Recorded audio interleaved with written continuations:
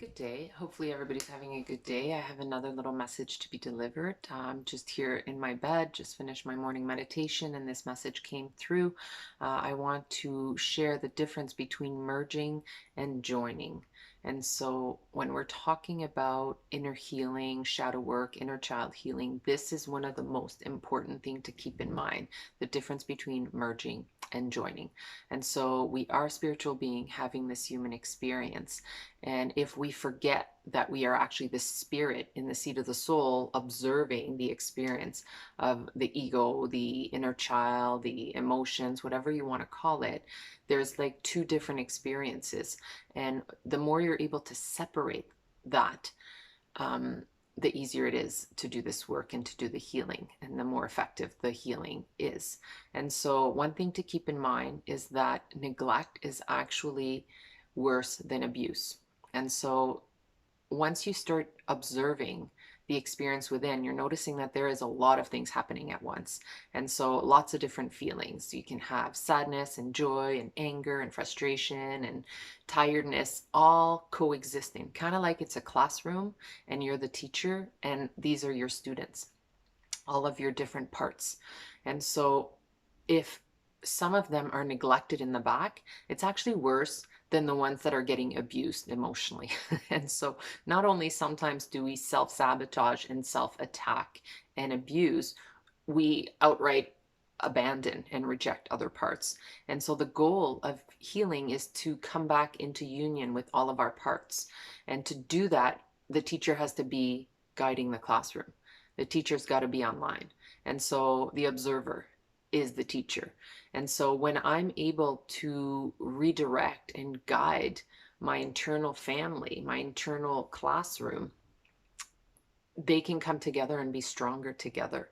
And so to be able to join is to be next to that part that's having a feeling, be almost, if I want to create a visual, it's like if I'm having a moment of grief and I'm in sorrow and suffering and crying, and my body is in a little ball crying. If I merge with it, I forget that I'm the spirit observing this and I become it, and I lose all my ability to support that part.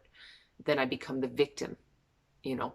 And so to join that part is almost to create a second identity. Like I am behind this child that is weeping, and I'm the parent, and I'm holding it lovingly and caringly.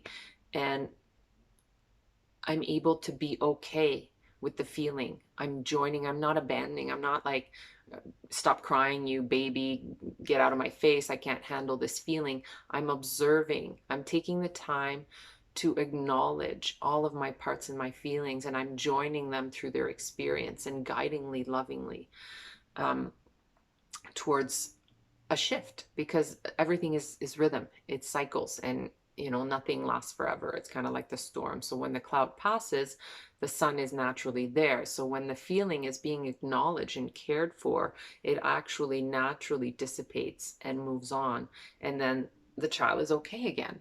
But if the child is being neglected and abused and abandoned, the healing never takes place. In fact, it gets worse. And so I'm really inviting all of us to do our own internal inner child shadow work. And the more we greet all of our parts, for every single part to have the right to exist as they are, as they naturally shift, because it's rhythm. It's always constantly in motion and movement. And so when you're able to observe it and hold space for all of these parts and guide either the bully in the classroom to learn how to support sadness instead of beating it up and calling it names, that's when we really take the power back into our own hands.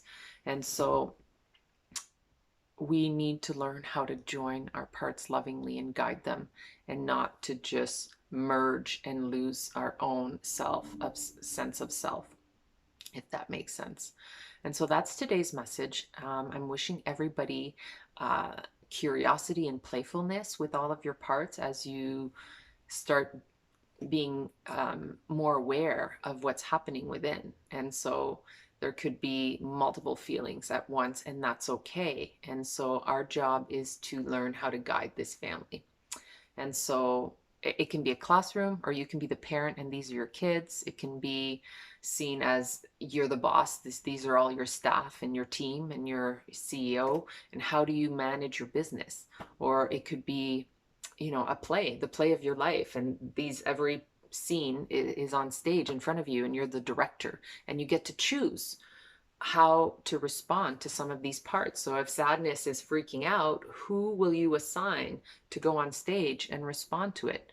Are you going to take abuse and critical, observation, or are you going to be sending kindness, caring, compassionate to support that part? And I've witnessed it, and it's amazing how instantly these things shifts when they are actually seen and understood and loved and accepted.